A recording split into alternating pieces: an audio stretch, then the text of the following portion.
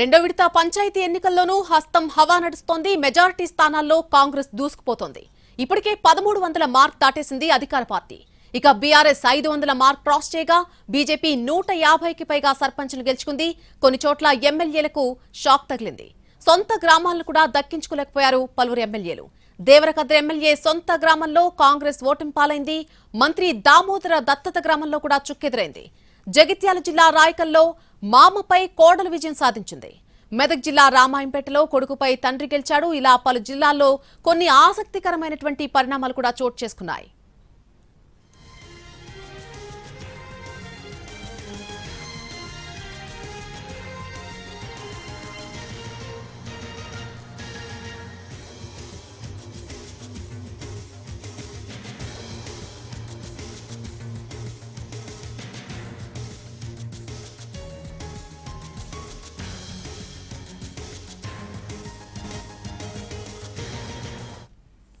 రెండో విడత పంచాయతీ ఎన్నికల్లో కూడా హస్తం పార్టీ తన హవా చూపిస్తోంది. మొత్తంగా చూసినట్టయితే మెజారిటీ స్థానాలన్నింటిలో కూడా కాంగ్రెస్ దూసుకుపోతోంది. ఇప్పటికే 1300 మార్క్ దాటేసింది అధికార పార్టీ. ఇక బీఆర్ఎస్ పార్టీ చూసినట్టయితే 500 మార్క్ అనేది క్రాస్ చేసింది. ఇక బీజేపీ 3వ స్థానంలో ఉంది. 150కు పైగా సర్పంచ్లను గెలుచుకుంది బీజేపీ పార్టీ.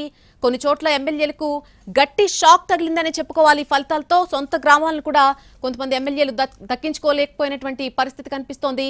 దేవరకద్ర ఎమ్మెల్యే సొంత గ్రామంలో కాంగ్రెస్ ఓటమి పాలైంది.